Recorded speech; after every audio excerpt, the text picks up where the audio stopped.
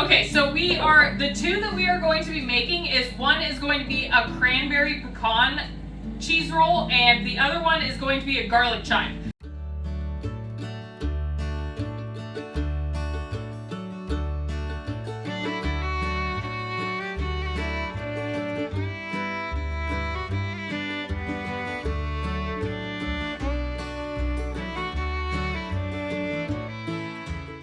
Hi you guys, welcome back to Kirshner Farmstead. If you are new to our channel, my name is Kirsty, and today we are going to be making a fresh Chevre goat cheese, which Chevre actually means goat cheese.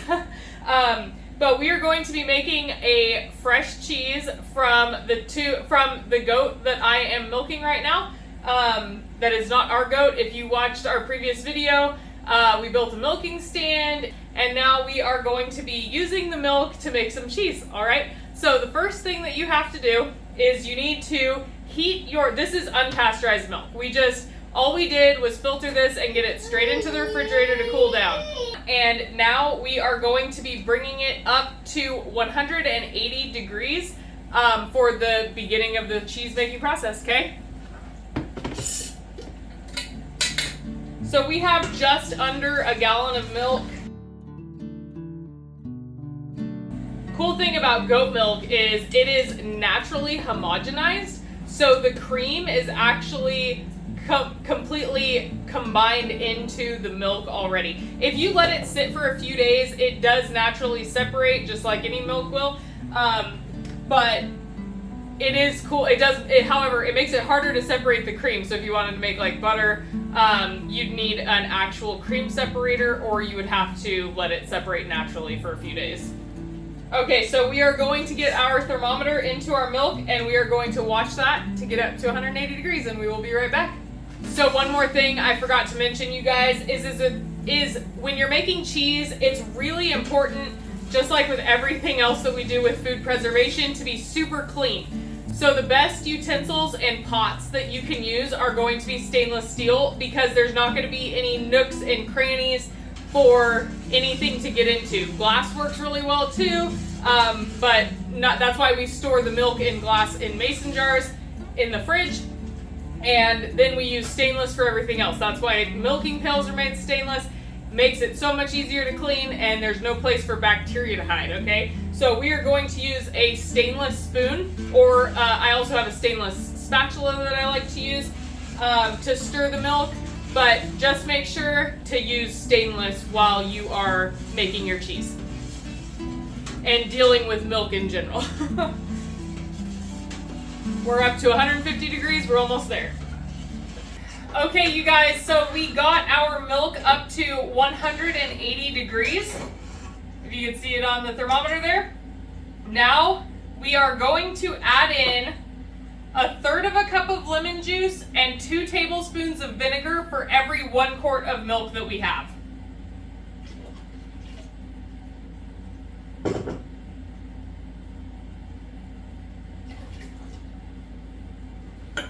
Okay, so we're gonna lightly stir it around.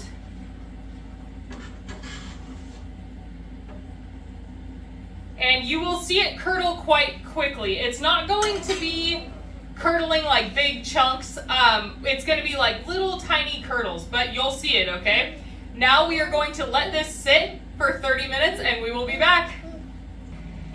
Okay, you guys, it has been 30 minutes, and as you can see, the whey and the curds have separated, but the curds are very, very small.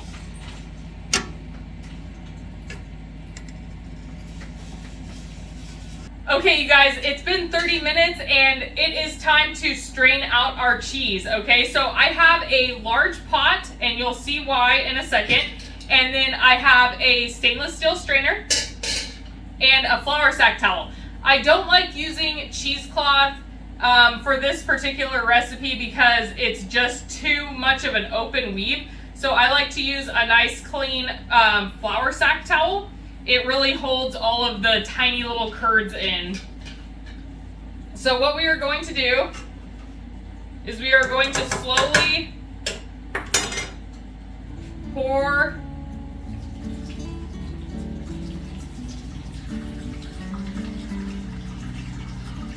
into the basket. Trying to let you guys see. There's more curds at the bottom. The whey does go up to the top. So if you're seeing it get darker white, that's why.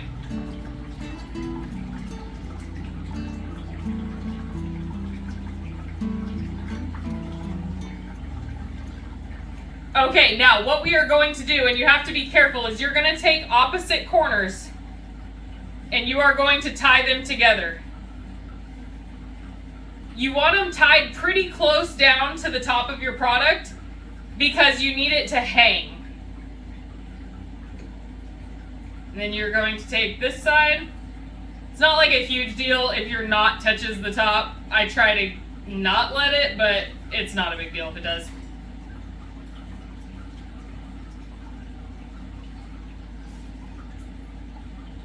So see, now you have a little package. Now what we are going to do really quickly, because there's so much whey in the bottom of this, is I'm going to pour the whey into this pot.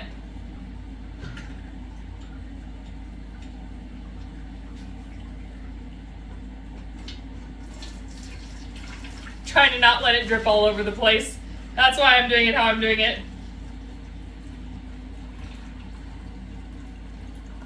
Okay. So the whey I am actually going to save, and I'm going to put it on our pigs, over our pigs' grain. Okay, what we are going to do is we are going to put the spoon through the bottom knot, because I'm trying to get it as high up as possible, right?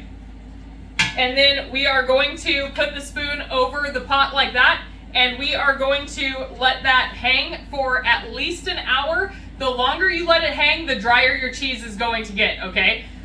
So if you like it creamy, like spreadable on crackers, then let it drain about an hour and check the consistency. And then if you like it more crumbly, like a feta, then you can leave it a little bit longer. We're going to leave it for about an hour draining, and then we will be back. An alternative to this is you can take the bag and hang it from your sink faucet. Now, I don't do that because we're constantly coming in, washing our hands, everything else. So I just like to keep the cheese away from the sink so there can't be any dirty hands touching it. Okay, so we will be back in 1 hour when this is done draining. All right, thanks for sticking around, guys. All right, you guys, so our cheese has been hanging for actually longer than an hour. It's probably been about 3 hours, but it is ready to be taken out of the cheesecloth now, or the flour sack towel.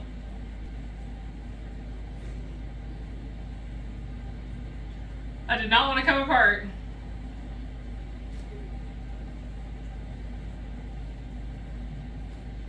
Okay, and there's our beautiful cheese ball. Okay, we're gonna put it into this bowl all together first. We're going to be making 2 different types of cheese right now. I should say we're going to be making 2 different flavors of cheese right now. So before we divide our cheese in half, we are going to salt all of it at the same time. You're going to do a ½ teaspoon of salt per quart of milk that you started with, okay? It seems like a lot of salt, but like they say, it really eats it up, and it does. If you don't salt it enough, it will end up bland. All right, our salt is all incorporated into our cheese, and now we are going to separate it into 2 halves. Okay, so the 2 that we are going to be making is, one is going to be a cranberry pecan cheese roll, and the other one is going to be a garlic chive. So we are going to set the garlic and the chives aside, and we are going to add in all of these. Okay, so first we are going to add the honey actually into the cheese.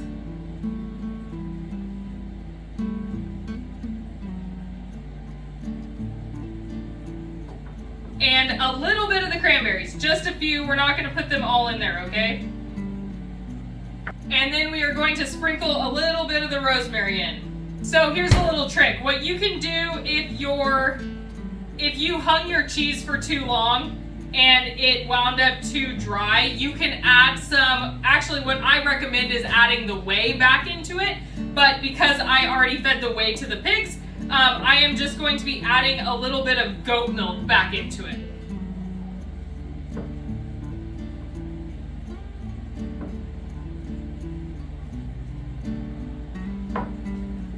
this would be the perfect, this would have been the perfect consistency if I was trying to get like a feta or like a feta crumble to go on salads or something like that. But I am trying to make this into a cheese log that's more spreadable.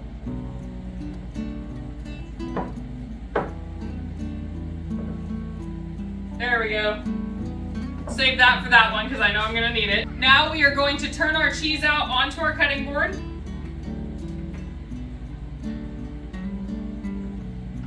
And we are going to shape it into a log.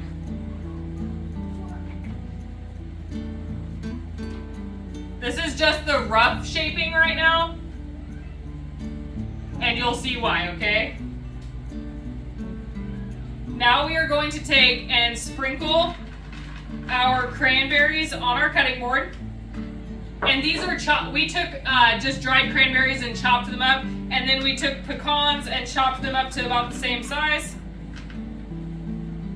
And our what's left over of our rosemary.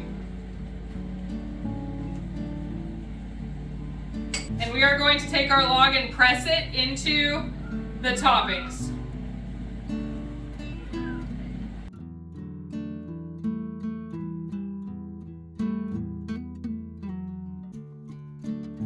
Okay, what we are going to do now is take a piece of plastic wrap that's longer than our cheese log, okay? And we are going to tightly roll it, okay?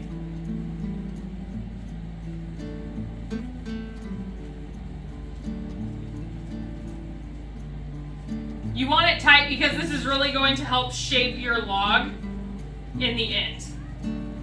Okay, now you're going to take and pinch the ends like this and twist them in opposite directions. Then fold it under and make it even like you would cookie dough or bread dough or whatever else, okay? We're gonna set that right there, and then we are going to get this cleaned up for the next one. All right, so our next cheese is going to be garlic chive, and I have some fresh garlic cloves here.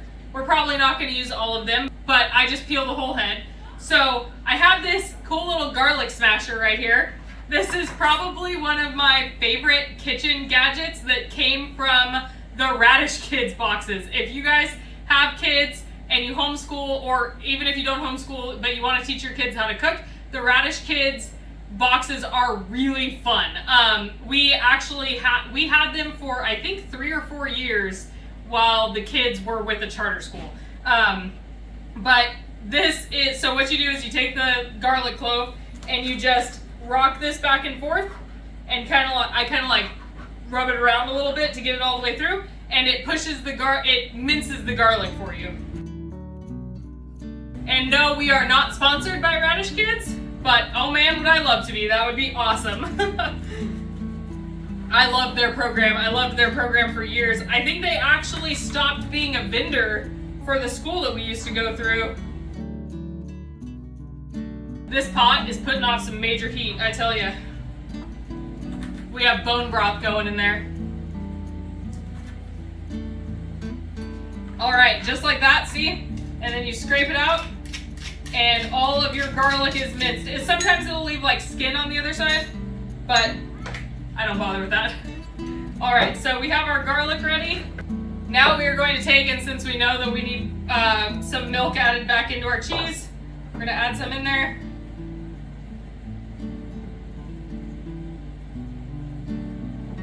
If you make sure to only let your cheese drain for an hour, you won't have to worry about that.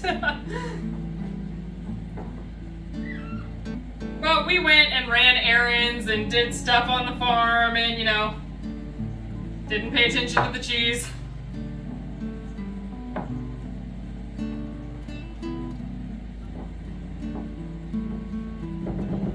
So I am going to add all of this garlic in.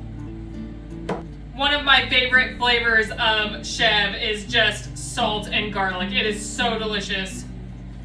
All right, so we are going to, again, turn our cheese out onto our cutting board and get it shaped into a log.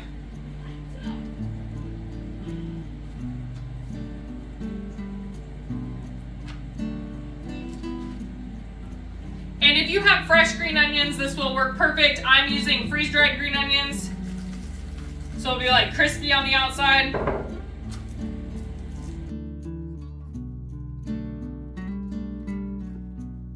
Okay, so again, we are going to put our cheese log onto a piece of saran wrap. I'm going to sprinkle in these green onions so they get stuck in there. And I am going to wrap them super tight. Wrap it super tight, as tight as I can get it. You guys, the flavors that you can do with this super easy farm cheese are unlimited. You can do black pepper, you can do garlic, you can do blueberry, and you can do cranberry, and you can do literally anything that you could imagine. You can make it sweet, like a dessert one, like a cinnamon sugar, something to that effect. Okay, you guys, now we are going to let these sit in the fridge at least a few hours. It's better if you let them sit overnight and they'll firm up really nicely. And I hope that you enjoyed this video. If you did, please like, subscribe, and share with your friends. And as always, have a blessed day. Bye.